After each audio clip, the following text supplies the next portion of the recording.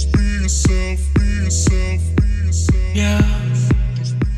Aujourd'hui je suis vraiment super heureuse de vous retrouver dans une vidéo qui me tient à cœur. C'est une vidéo, alors je sais pas vraiment comment l'appeler, mais je vous ai proposé de m'envoyer par mail vos problématiques amoureuses, les choses, enfin des histoires que vous vivez, vous savez pas quoi faire, vous êtes désemparés, vous auriez besoin de conseils, d'aide, et c'est des abonnés qui m'ont réclamé cette vidéo. Je sais que c'est assez tendance sur YouTube. J'ai reçu beaucoup de mails donc je ne peux pas répondre à tout le monde dans cette vidéo, j'en suis désolée, je ferai peut-être d'autres éditions si ça vous plaît. Mais j'ai sélectionné quelques histoires qui me tenaient à cœur et qui sont différentes les unes des autres, donc on commence tout de suite. Première histoire. Ça va faire un mois que je suis avec mon copain, mais j'ai un blocage que je n'arrive pas à sortir de ma vie. J'ai énormément souffert dans le passé à cause d'un garçon qui a beaucoup joué avec moi et surtout mon cœur.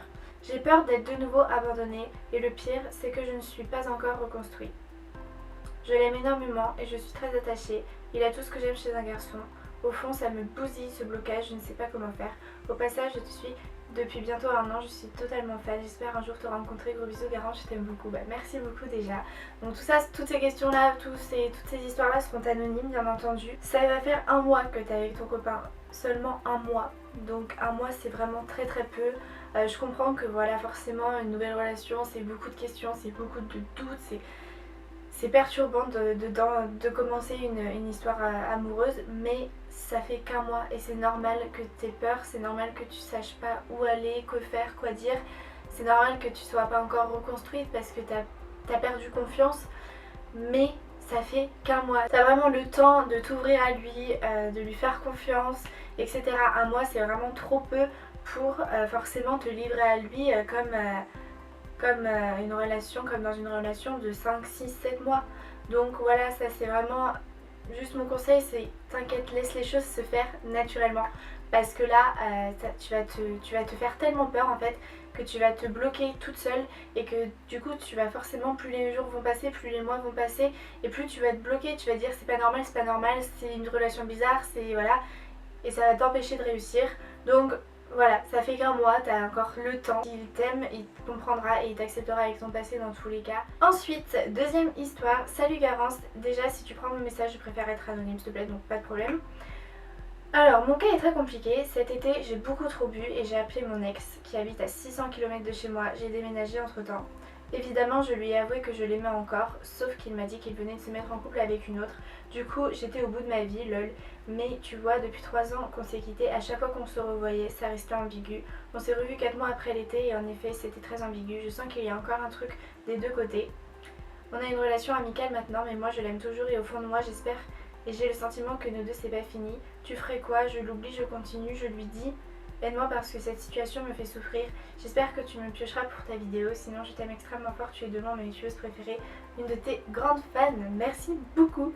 Donc c'est vrai que ton cas est compliqué et je me vois dans ton cas, c'est-à-dire que cette histoire m'est déjà arrivée. Voilà. J'ai vraiment forcé parce que j'avais vraiment le sentiment qu'il y avait encore quelque chose et qu'il voilà, il faut tenter quoi dans la vie. Personnellement, moi je regrette pas d'avoir tenté les choses, mais ça a servi à rien, à part me faire du mal. Donc je regrette pas parce que je voulais le faire et je l'ai fait, et je pense que dans la vie quand on veut faire quelque chose, peu importe que ce soit bon ou mauvais, si on a vraiment le sentiment de vouloir le faire au plus profond de nous, bah il faut le faire.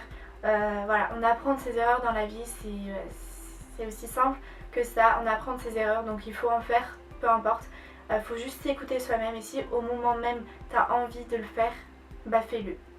Peu importe que ce soit bien ou mauvais, peu importe que les gens te disent que c'est bien ou mal, fais-le. Moi je l'ai fait, ça m'a fait beaucoup de mal, j'ai beaucoup souffert de ça, de cette relation bizarre. Tu pourrais regretter dans le futur, tu pourrais le regretter, et le pire dans la vie c'est d'avoir des regrets. Pour moi c'est le pire, donc c'est pour ça que dans la vie je tente tout. À partir du moment où j'ai envie de faire quelque chose, je le fais.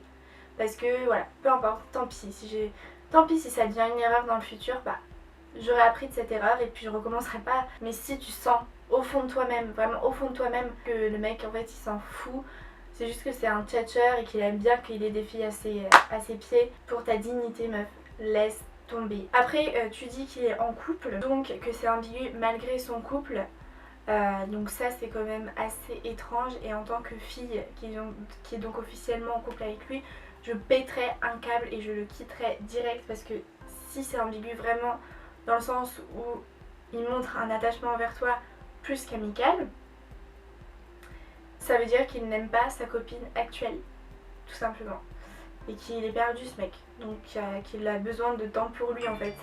Et pour faire son choix finalement entre qui il préfère. C'est un peu ça en fait. Donc c'est triste à dire mais c'est bizarre. Juste et un petit conseil, c'est vraiment d'être sûre de toi, d'être froide, d'être directe et de pas lui laisser lui montrer que c'est toi qui lui cours après, mais juste tu lui dis les choses simplement, clairement, mais t'attends qu'il y ait du retour, un feedback, tu vois, avec le mec. Si tu décides de tout tenter, ne sois pas gaga. Tu vois, genre laisse les choses vraiment se faire des deux côtés. Donc la dernière histoire de cette vidéo, j'en ai pas choisi beaucoup mais je préfère faire des petites éditions. Comme ça vous pouvez vous retrouver dans plusieurs histoires plutôt que d'en faire plein qui se ressemblent des fois. Que ce soit trop de conseils, fouillis, brouillon. Donc voilà, je préfère faire 3 histoires. Donc dernier cas. Coucou Garance, voici mon problème pour ta vidéo. D'ailleurs j'adore l'idée donc merci. Alors en fait je suis amoureuse d'un gars et on se parle bien en vrai et en snap. Mais le problème c'est qu'il me demande des nudes et du coup il m'appelle bébé et tout.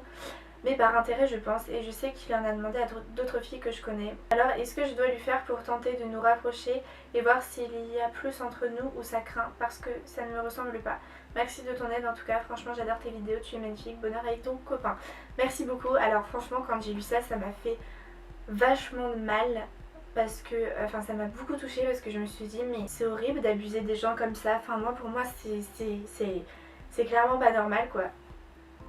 Donc vraiment si toi tu ressens pas le besoin, l'envie de lui envoyer ça, mais meuf mais ne lui envoie rien du tout. Je sais que c'est la tendance d'envoyer des nudes. Donc les nudes pour ceux qui ne savent pas c'est envoyer des photos de soi sur Snap. Je crois que c'est sur Snap ou ailleurs, mais d'envoyer des photos de soit à poil voire en sous-vêtements, mais bon c'est plus à poil quand même. Donc bon c'est quand même assez spécial. Cela dit le mec ça a l'air quand même d'être un coureur de jupons. S'il demande à d'autres filles d'envoyer aussi des nudes, c'est qu'il a rien à foutre de toi, c'est juste que c'est un gros pervers qui est en pleine puberté. Enfin je sais pas ton âge mais bon ça a pas l'air d'être un mec très mature on va dire, qui attend juste de voir des jeunes filles voilà, à poil pour son plaisir personnel en fait. Mais juste parce que je pense qu'il doit abuser de son charme auprès de vous. Mais c'est ce genre de mec, stop en fait, next. Le mec t'appelle bébé, vous ne sortez même pas ensemble, enfin allô, c'est quoi ce genre de relation? C'est pas normal, ne le fais pas, enfin franchement, si je peux te donner un conseil c'est de ne pas le faire, surtout que ça ne te ressemble pas et tu n'as pas envie de le faire, mais le fais pas, c'est ton corps. Je pense que tu mérites beaucoup mieux honnêtement. Qu'un mec comme ça qui joue avec les filles et avec les corps, parce que c'est ce qui risque de se passer pour ce mec.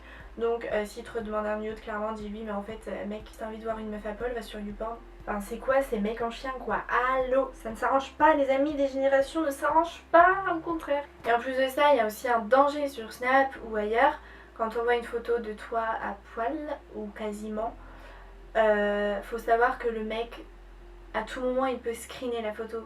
À tout moment il peut screener la photo et l'envoyer à tout le monde et la faire tourner dans tout ton lycée, tout ton collège, je sais pas où t'es, et te faire une réputation de salope alors que toi t'auras juste rien demandé, tu voulais juste sortir avec ce garçon et lui faire plaisir. Mais franchement fais tellement attention à ton corps, et même si tu décides de le faire parce que voilà ça peut arriver, coupe ta tête. Tu pourras toujours dire que c'est pas toi. Si jamais ça tourne partout sur internet et tout, tu pourras toujours dire vous avez aucune preuve que c'est moi, donc foutez-moi la paix.